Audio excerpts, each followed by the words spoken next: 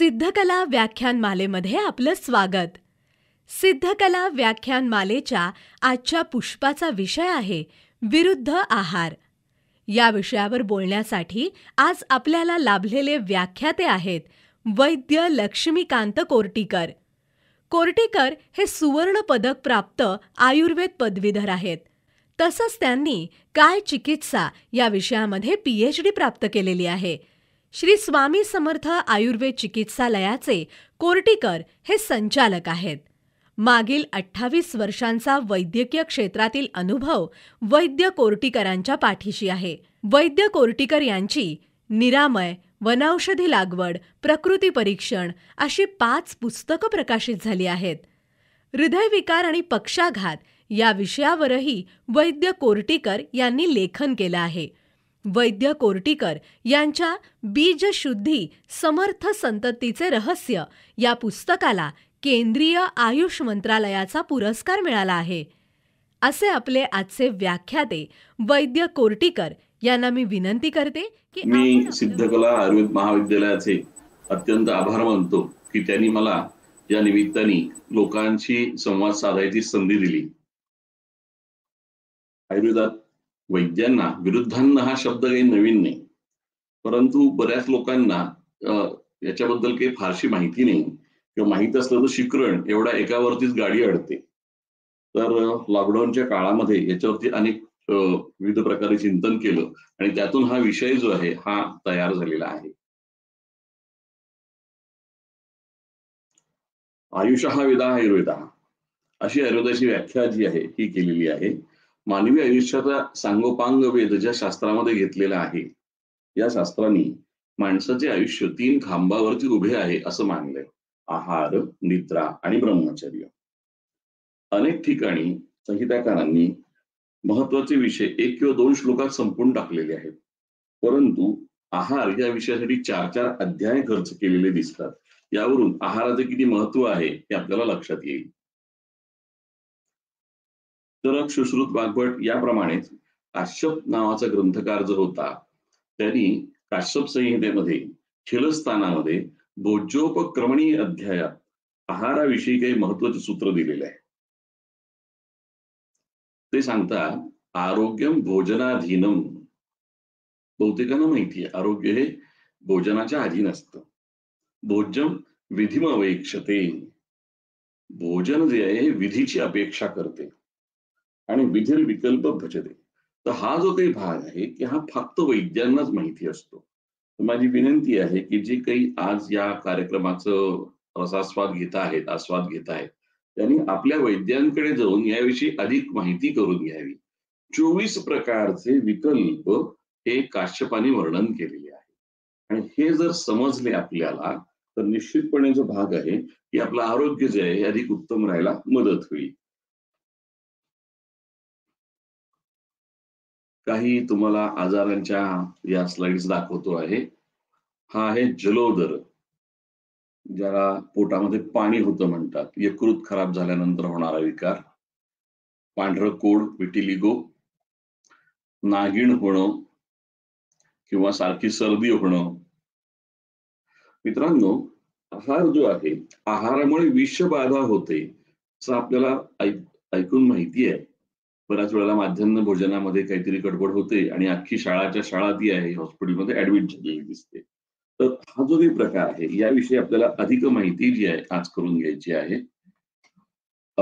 चरक संहितेमध्ये सूत्रस्थानातील 26वा अध्याय, आत्रेय भद्रकाव्य अध्याय, त्याच्यामध्ये आहार या विषयावरच्या एका इंटरनॅशनल कॉन्फरन्स ब्रीफ त्यात आलेला आहे. आत्रेय, भद्रकाव्य, शाकुंतलेय असे अनेक सायंटिस्ट चैत्र उद्यानामध्ये चर्चेसाठी जन्मलेले. हे सगळे एकत्र जे आलेले होते त्यातनं जे काही त्यांची चर्चा झाली याचं वर्णन या अध्यायामध्ये आलेलं आहे. त्यातल्या 80 ते 106 या श्लोकामध्ये विरुद्ध आहार या विषयाची चर्चा करण्यात आलेली आहे. आणि तेव्हा भद्रकाव्यांच्या मताचं खंडन करताना आत्रेय पुनर्वसूंनी जे सांगितलेलं आहे, यत्किंचित दोषम आस्त्राव्य न निर्हरती कायता. जे असं काही अन्न की दोषांना उत्पन्न करतं परंतु हे शरीराच्या बाहेर जात नाही, असं अन्न शरीराला अहित उत्पन्न करतं, त्याला विरुद्धान्न असं म्हणलं जातं. यानंतर आचार्यांनी विरुद्धान्नाचे श्रेणीबद्ध पद्धतीनं 18 भागामध्ये विभाजन केलेले आहे. जो आहार देश, काल, अग्नी, मात्रा, सात्म्य, त्यानंतर जो भाग आहे दोष, अनिलादी दोष, संस्कार, वीर्य, कोष्ठ, अवस्था, क्रम, परिहार, उपचार, पाक, संयोग, हृदय, विधी विरुद्ध असतो, तो शरीराला अहितकारक ठरतो, असं तिथे सविस्तर वर्णन केलेलं आहे. तर आता हा जो विषय अधिक आपण समजून घेऊया. खरं तर आत्ताच्या ह्याच्यामध्ये जर बघितलं तर हा श्लोक तुम्हाला खूप असा अवघड वाटेल, क्लिष्ट वाटेल, परंतु जेव्हा तुम्ही याचं सविस्तर बघायला सुरुवात कराल तेव्हा लक्षात येईल की अरे आपल्या रोजच्या संबंधातल्या गोष्टी यांनी सांगितलेल्या आहेत. पहिल्या म्हणजे देश विरुद्ध. वाळवंटी, वृक्ष, जंगल देशात राहणाऱ्यांनी उष्ण, तीक्ष्ण, कटुरसाच्या मिरच्यांचे सेवन आहारात सतत करणे त्याला देशविरुद्ध अन्न असं म्हणतात. टिळकाच्या काळी मिरची हे फळ अस्तित्वात नव्हतं भारतामध्ये. हे पोर्तुगीजांनी भारतात आणलं आणि मग तमाम भारतीय हे मिरचीसाठी वेडे झाले. राजस्थानमध्ये मोठ्या प्रमाणात मिरचीचं उत्पादन होतं आणि राजस्थानी लोक मोठ्या प्रमाणात मिरची खातातही. तर हे देशविरुद्ध अशा प्रकारचा भाग सांगण्यात येईल. हे पुढचं जे चित्र तुम्ही बघत आहात याला म्हणलेले काल विरुद्ध. हा फोटो सायबेरिया मधला आहे.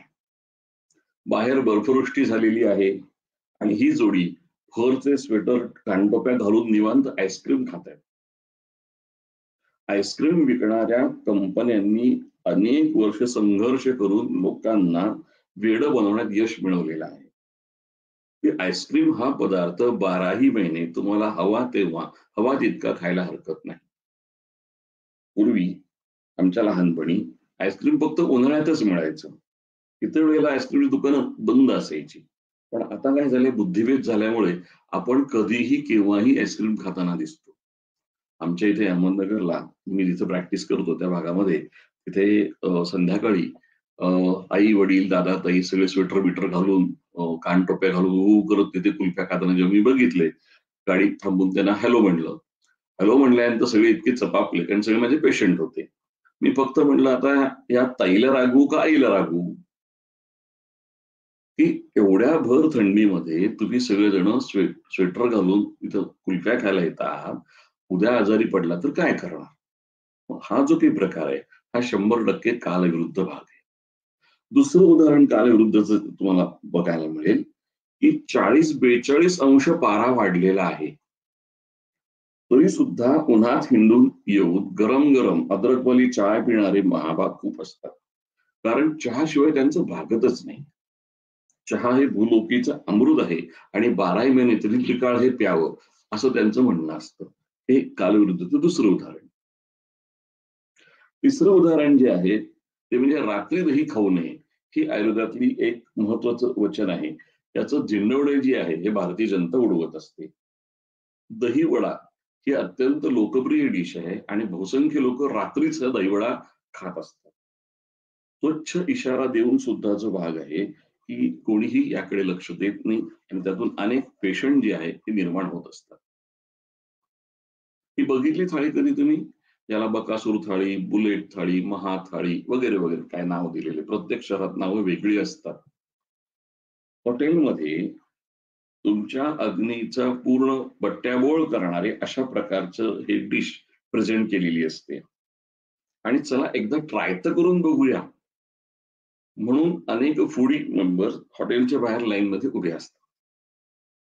कोल्हापूरला एका माणसाने बुलेट लावून ठेवल्या तशा बाहेर. ही थाळी संपवायची, पूर्ण एकट्या माणसानी बुलेटला किक मारायची आणि घरी जायचं.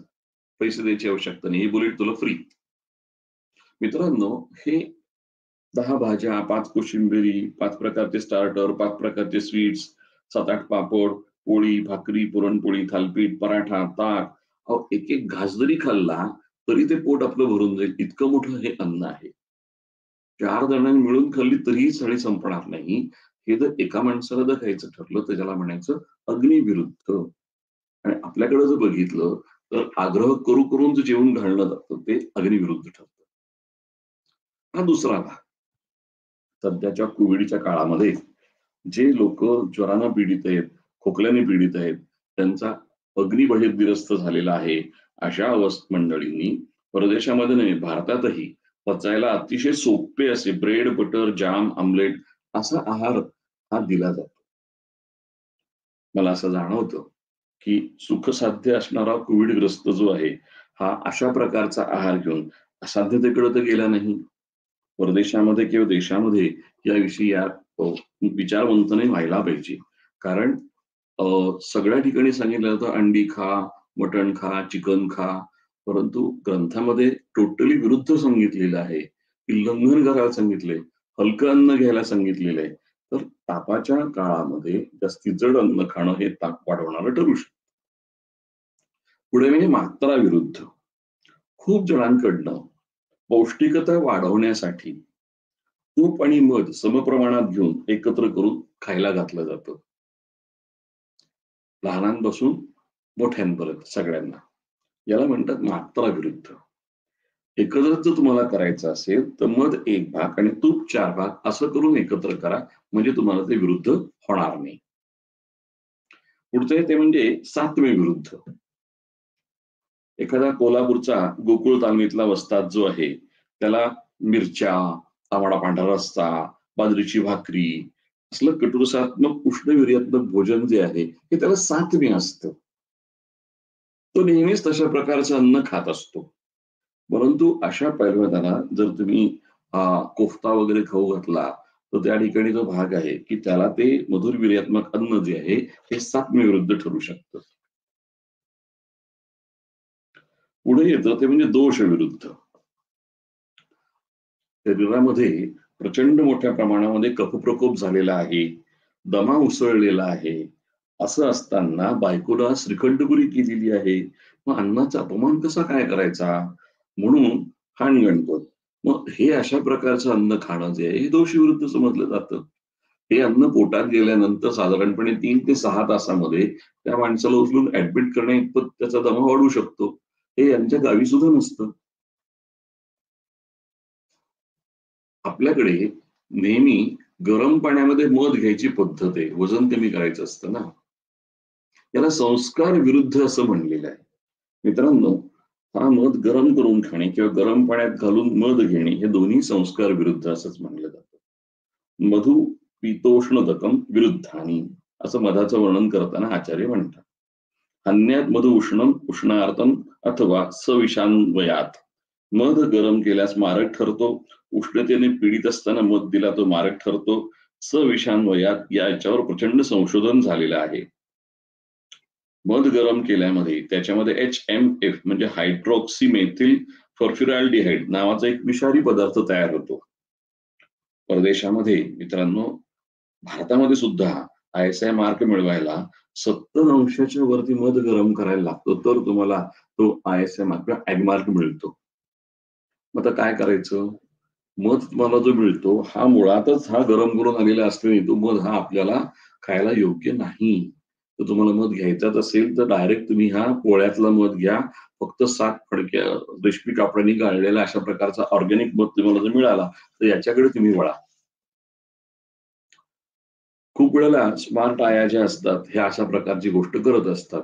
गरम गरम दुधामध्ये चमचाभर मध घालून जो भाग आहे पोरांना पाजतात. हे संस्कार विरुद्धचं उदाहरण आहे.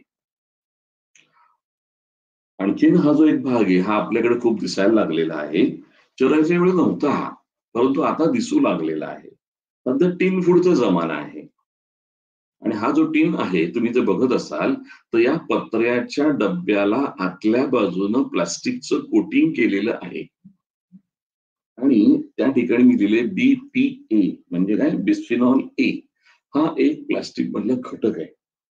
आणि हा जो घटक आहे हा आतल्या अन्न पदार्थांची संयुक्त पावतो. तुम्ही किती काही केलं तरी. आणि जागतिक आरोग्य संघटनेने BPA ला कार्सिनोजेन म्हणजे यांनी कॅन्सर होऊ शकतो या गटात विभागणी केलेली आहे. विचार करा, आपण जे वेगवेगळ्या कंपन्यांचे असे टिन फूड आणून घरी खातो, तर आपण नक्की काय करतो आहोत? आपण कॅन्सर शरीरात आत घेतो आहोत. शेजारची स्लाईड तुम्ही जर बघितली, सेतू हिमाचल भारतातल्या प्रत्येक गावामध्ये, प्रत्येक गल्लीच्या कोपऱ्यावरती एक गाडी उभी असते, तर भजी तळत असतात, वडे तळत असतात आणि ती गरमागरम भजी आपल्याला वर्तमानपत्राच्या कागदात गुंडाळून दिली जातात आणि आपण ते अत्यंत चवीनं खात असतो मित्रांशी गप्पा मारत. हा जो काही भाग होतो आहे, आत्ता आत्ता कुठे भारत सरकारला जाग आलेली आहे आणि FSSAI नावाची जी संघटना आहे, यांनी याच्यावरती आवाज उठून ही बंद करा म्हणून आता आदेश काढलेला आहे. ही जी शाई असते ना पेपरची, तर ती पेपरची शाई आणि भज्यातलं तेल यांचं एकत्र काहीतरी गप्पा गोष्टी होतात आणि ती शाई भज्यामध्ये शिरते आणि याच्यामध्ये असतं लेड. आणि हे असं वारंवार असं तुम्ही जर पोटात घेत गेला, तर कालांतरानं तुमच्या यकृतावरती परिणाम होईल किंवा तुम्हाला कॅन्सर होऊ शकतो. त्यामुळं हा एक नवीन संस्कार विरुद्धचा प्रकार हा आता सुरू झालेला आहे, तो चरकाच्या वेळेला नव्हता. हा अजून एक प्रकार त्या ठिकाणी जो भाग आहे. विविध कारणांमुळे बाहेर ज्यांना राहावं लागतं, असे विद्यार्थी, कर्मचारी यांना सतत बाहेरचं खाऊन कंटाळा येतो. तेव्हा ते पोळीचं पार्सल घेऊन घरी येतात आणि घरी जॅम, चटणी, लोणच्या बरोबर खातात. या गरमागरम पोळ्या त्या काकू प्लास्टिकमध्ये पॅक करून देतात. आता विचार करा, हा प्लास्टिक रॅप केल्यामुळे त्या प्लास्टिक मधलं बीपीए जे आहे, हे पोळ्यात येणं स्वाभाविक आहे की नाही? आणि ह्या गोष्टीमुळे तुम्हाला कॅन्सर पासून संतान दोषांपर्यंत काहीही घटना घडू शकतात. चरकाच्या वेळेला नसलेला, परंतु सध्या अत्यंत गंभीर मुद्दा म्हणून सगळीकडे चर्चेत असलेला भाग म्हणजे पेस्टिसाइड रेसिड्यू. भारतातल्या अगदी ठार खेड्यामध्ये जिथं रस्ताही पोचला नाही, तिथं कीटकनाशक पोचलेली आहेत. पंजाबमध्ये भटिंडा नावाचा एक जिल्हा आहे. तिथे भारतातले सगळ्यात जास्ती कॅन्सरचे पेशंट आहेत. का? कारण त्या भागामध्ये फार मोठ्या प्रमाणात पेस्टिसाइड्स वापरले गेलेले आहेत. खूप उदाहरणं आहेत. तुम्ही राजीव दीक्षितचे कधी व्याख्यानच ऐकली कीटकनाशकांवर, तुम्हाला याच्यात खूप काही ऐकायला मिळेल. तर ही जी काही कीटकनाशकं आहेत, ही आपल्या शरीरामध्ये सातत्याने प्रवेश करतायत. पार्ट्स पर मिलियन लेव्हलला. मग ते अन्नामधून असतील, नाहीतर पाण्यामधून असतील. आपल्याला कोणी यातनं वाचू शकत नाही. केव्हा तरी घरच्यांबरोबर, मित्रांबरोबर आपण हॉटेलमध्ये पार्टीला जातो आणि त्यावेळेला एक तरी पंजाबी भाजी आपण मागवतोच. दही पनीर, दही आलू, कढई पनीर, पनीर टिक्का, पनीर मसाला वगैरे वगैरे. ग्रंथामध्ये असं सांगितलेलं आहे की दही कधी गरम करू नये आणि दही रात्री खाऊ नये. नैवाद्यान्निशी नैवोष्णम असे वाग्भट सांगतात. आपण ठरवून चवीनं विरुद्ध अन्न खाऊन येतो. मित्रांनो, हे खरंच विचार करण्यासारखी गोष्ट आहे. आता त्या ठिकाणी पंजाब प्रांतामध्ये हे आजन्म साधने असल्याने त्यांना काही होत नसेल, परंतु बहुतेकांना असं पंजाबी फूड खाऊन आल्याने दुसऱ्या दिवशी त्रास होताना दिसतो. ही आणखीन एक गोष्ट चरकाच्या काळात नव्हती, पण आता सध्याला ही खूप मोठ्या प्रमाणात दिसते आहे. वापरलेल्या तेलात पुन्हा पुन्हा वेफर्स तळणं, वडे तळणं हे आपल्या डोळ्याच्या समोर घडत असतं.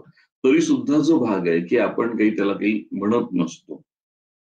हॉट चिप्स हा प्रकार जो आहे, हा बहुतेक सगळ्या भारताभर त्या ठिकाणी फ्रँचायझी सगळीकडे झालेल्या आहेत. आणि एकदा तेल उकळलं की त्याच्यामध्ये हे एचएनई बनतं आणि पुढील तळणातल्या वड्यामध्ये किंवा वेफर्समध्ये प्रवेशित होतं. त्यातून रक्तदाब, मधुमेह, मेंदूचे विकार आदी गंभीर विकार जे हे उत्पन्न होऊ शकतात. हे जे पुढचं उदाहरण आहे त्याला म्हणतात वीर्य विरुद्ध. उष्ण आणि शीत अशा दोन वीर्याचे पदार्थ एकत्र करून खाणं म्हणजे वीर्य विरुद्ध. चरकाच्या काळापासून हे उदाहरण फेमस आहे.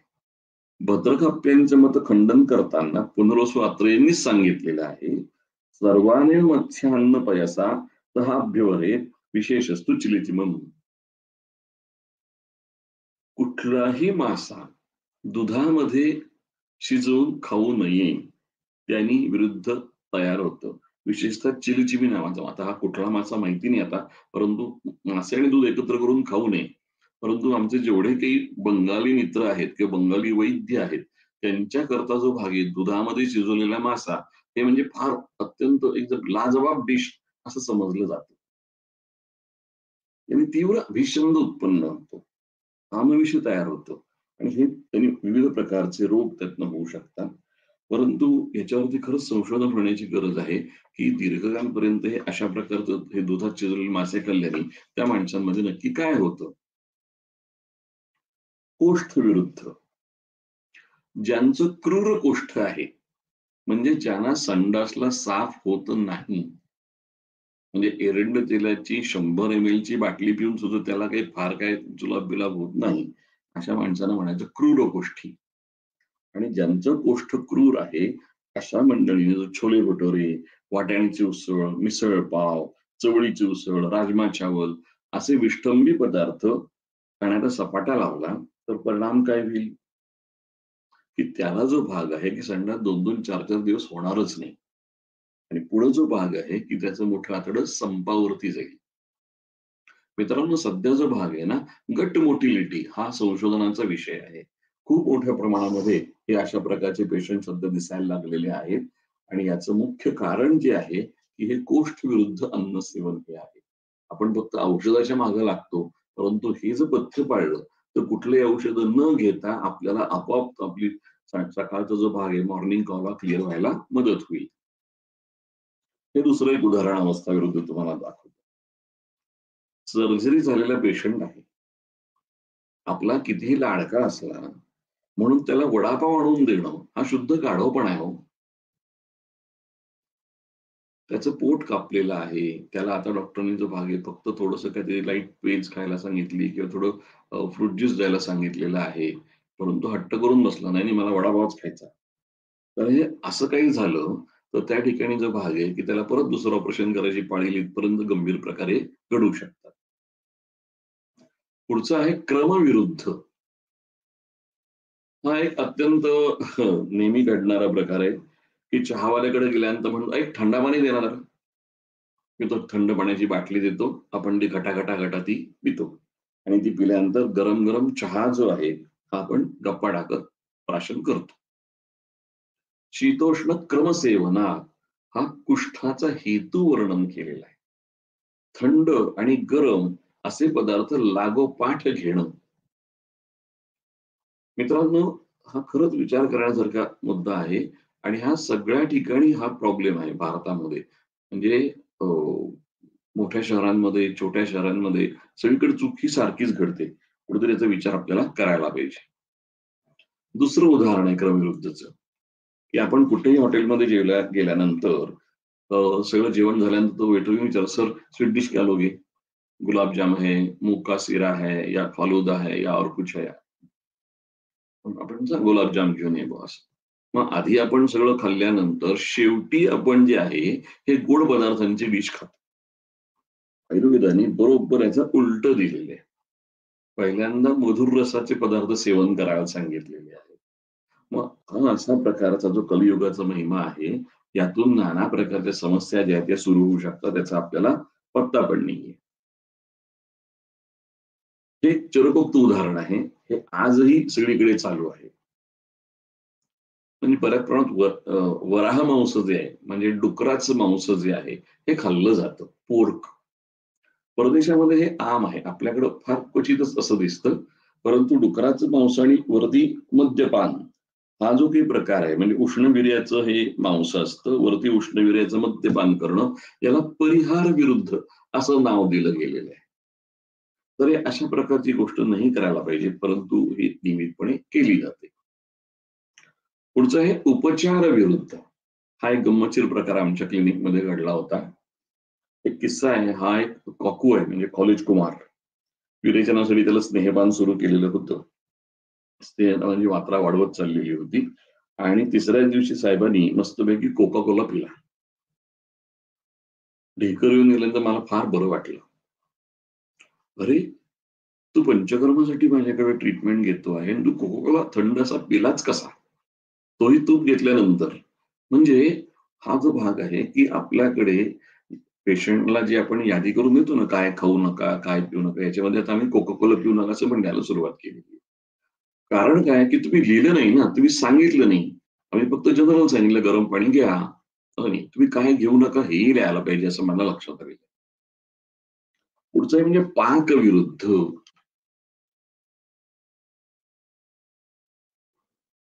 हा जो पाक झालेला जो असतो आपल्या जेवणामध्ये, म्हणजे अन्न शिजवलं जातं, तर हे जर कच्चं राहिलं किंवा ते अधिक शिजलं गेलं, तर हा एक जळालेला बासमती राईस आहे. नवीन शिकाऊ उमेदवार आहे, त्यांनी त्या ठिकाणी हा भात बनवलेला आहे आणि मग त्या ठिकाणी तो कच्चा पक्का राहिलेला आहे किंवा अधिक पक्का झालेला आहे.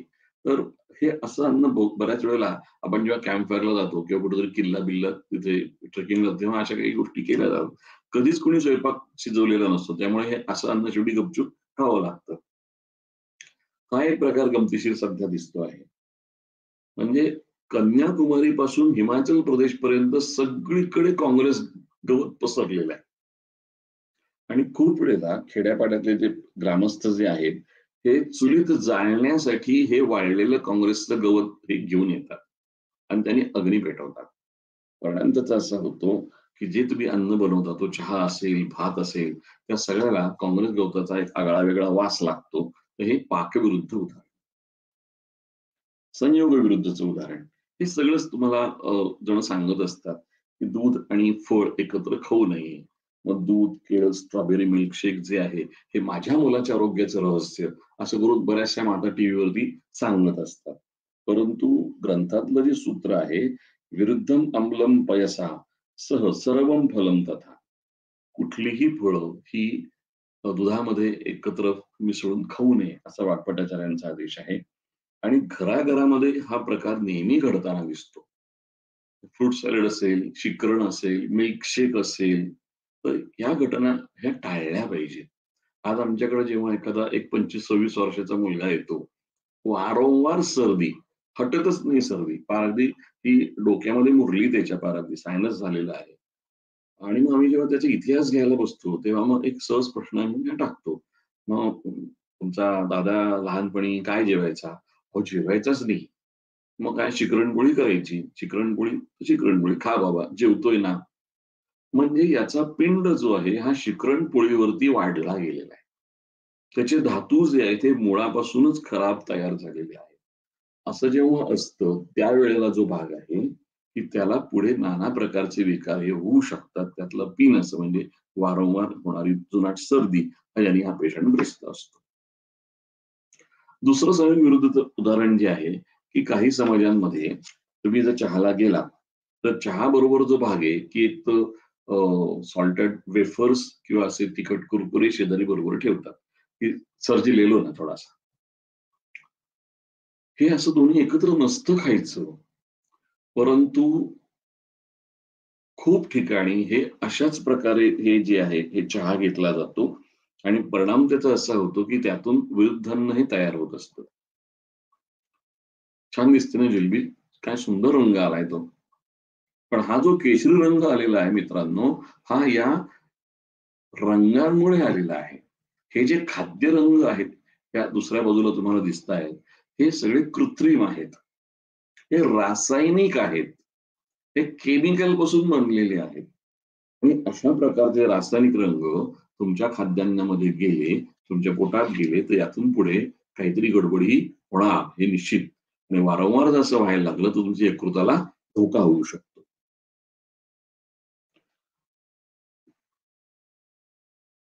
चरकाचार्यांची क्षमा मागायची मला. कारण ते तर म्हणतात, "यथा देव अमृताणां तथा मनुष्याणां हि पया." जसं देवाना अमृत, तसं माणसाला दूध. पण भारतवर्षात आम्हाला जे दूध मिळतं, ते 68.4% मिल्क इज अडल्टरेटेड.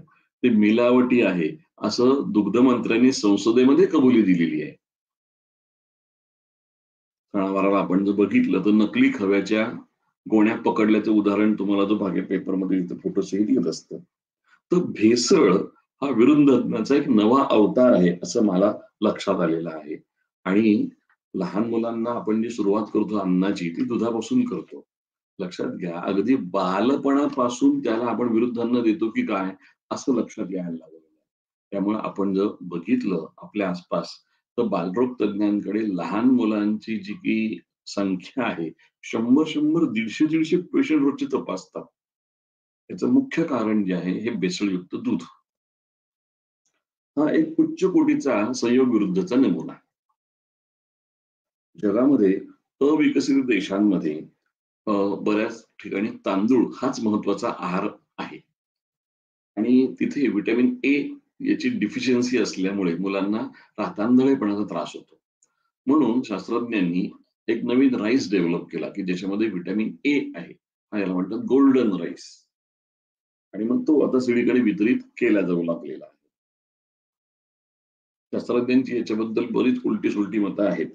परंतु जेम फूड बॅड इफेक्ट्स हे तुम्ही जर नेटला टाईप केलं तुम्हाला कच्चून त्याच्या सगळ्या माहित्या तिथे बघायला मिळतील. अमेरिकेमध्ये आज 90% अन्नधान्य जे मिळतं ते सोयाबीन असेल, मका असेल, गहू असेल, तांदूळ असेल किंवा मांस असेल, अंडी असेल, दूध असेल, सगळं जीएमओ आहे. त्यामुळे तिथं मोठ्या प्रमाणात कॅन्सरचं प्रमाण हे वाढत आहे. त्याच्यावर विचारवंतन व्हायला पाहिजे. कारण आज हा जो भाग आहे की जगाची भूक भागवायला असलेलं अन्न पुरेसं पडणार नाहीये. त्यामुळे जेनेटिकली इंजिनिअरिंग केलेले पदार्थ जे ते आपल्या पुढे येऊ लागलेले आहे. काय दृश्य ओळखीचं वाटतंय का? प्रत्येक शहराच्या बाहेर नाल्याच्या काठी मोटारी लपवलेल्या असायच्या आणि या लपवलेल्या मोटारी त्या नाल्यातलं पाणी खेचत असतात आणि लांबच लांब पाईपलाईन नेलेली असते त्यांच्या शेतापर्यंत. आणि मग तिथून छान सुरेख भाजीपाल्याची लागवड केली जाते.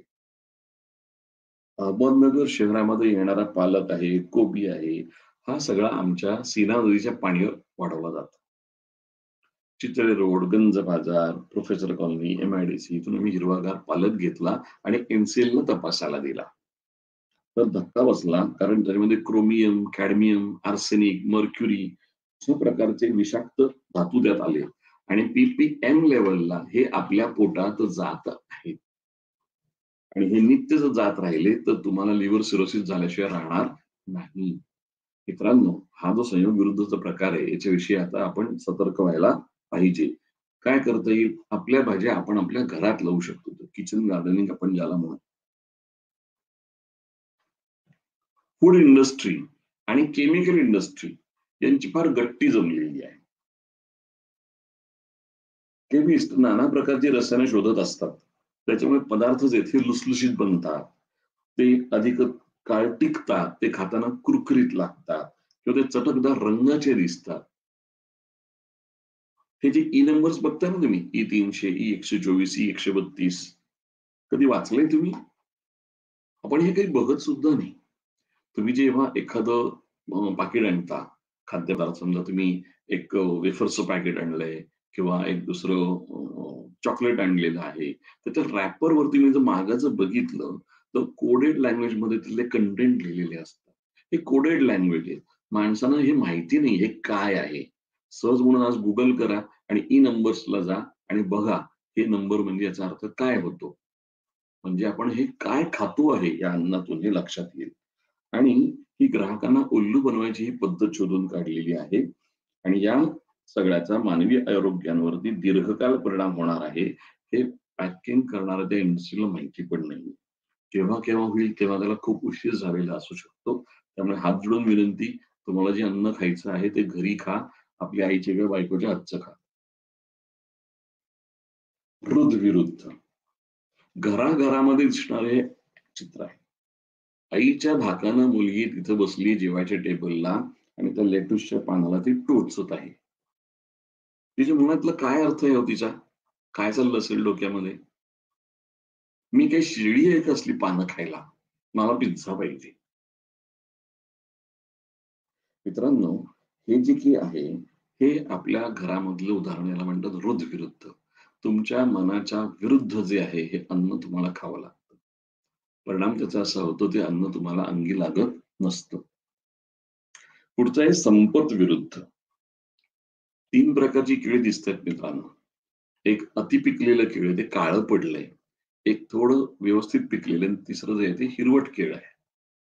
म्हणजे एक म्हणजे असंजात रसत्व किंवा अतिक्रांत रसत्व.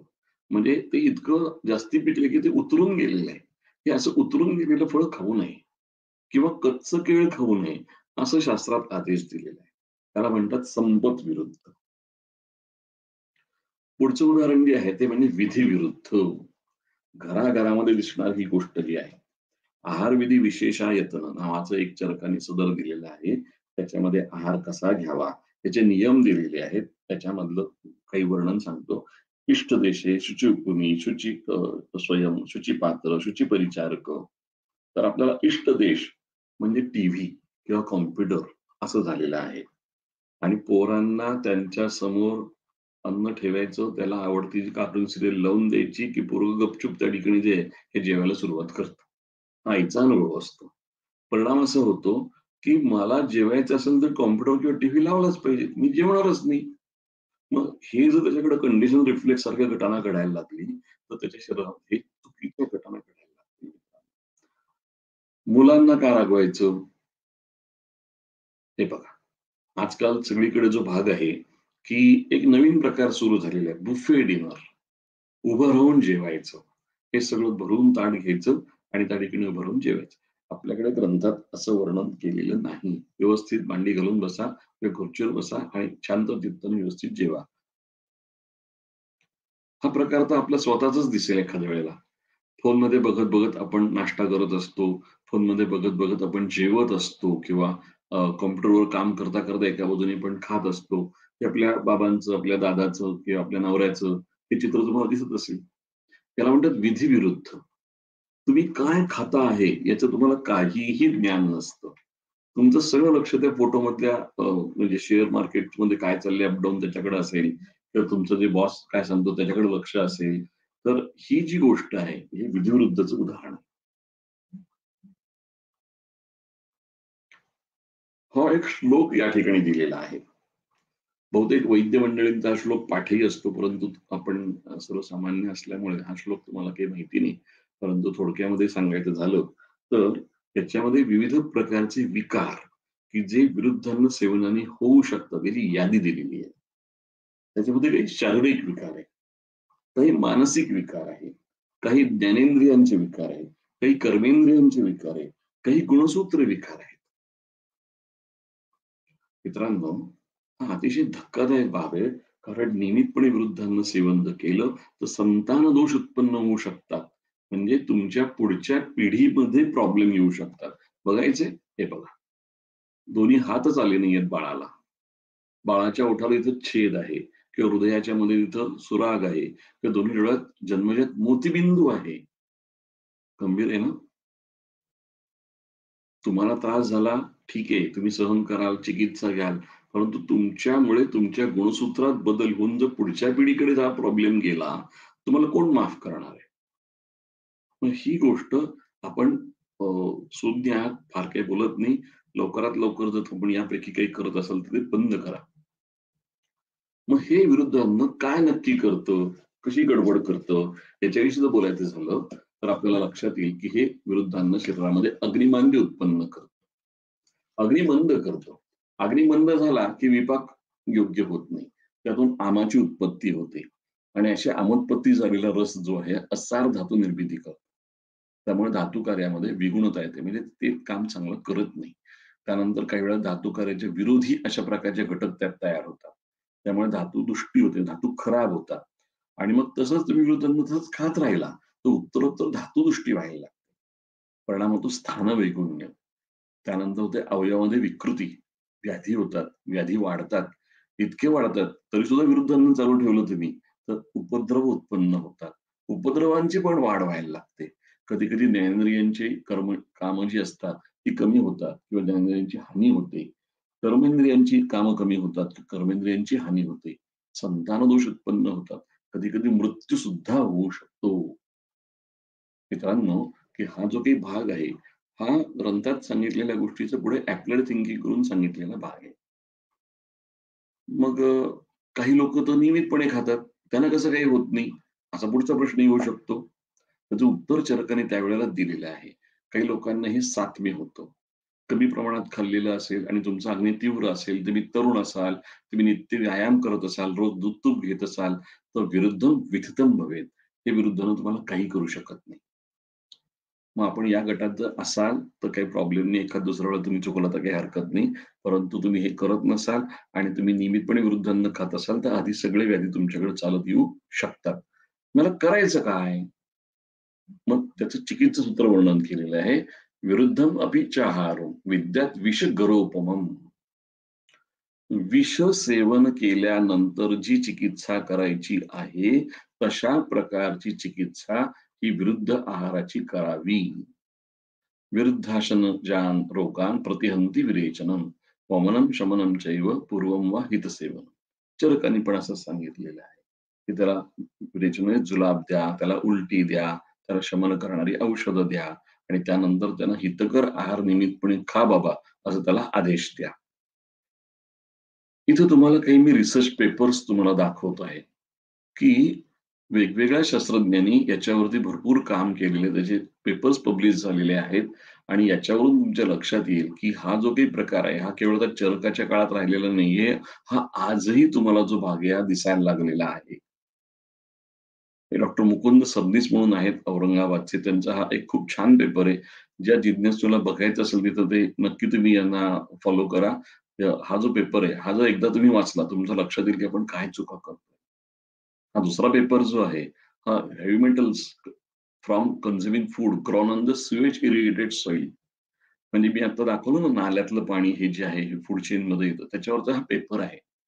इकोटॉक्सिकोलॉजी अँड एन्व्हायरमेंटल सेफ्टी या मासिकात प्रकाशित झालेला लेख आहे. म्हणजे आपल्याला असं वाटेल की हे त्या काळात 5,000 वर्षापूर्वी सांगून ठेवले, आज त्याचं काय बाबा? नाही, आजही शास्त्रज्ञ संशोधन करतात. हा तिसरा पेपर जो आहे, मध गरम केल्यानंतर काय राडे होतात त्याच्या संबंधाचं इथं वर्णन दिलेलं आहे. जरूर तुम्ही बघू शकता, वाचू शकता. मित्रांनो, इथे मला सांगायला आनंद होतोय की सिद्धकला आयुर्वेद महाविद्यालयाने हा जो एक उपक्रम सुरू केलेला आहे, या निमित्ताने आम्हाला तुमच्याशी डायरेक्ट संवाद साधायला संधी यातनं मिळालेली आहे. मी त्यांचे मनःपूर्वक आभार मानतो आणि हे येणारं नवीन वर्ष जे आहे हे आपल्याला आरोग्यदायक जावो अशी मी प्रार्थना करतो आणि मी आपली रजा घेतो. नमस्कार.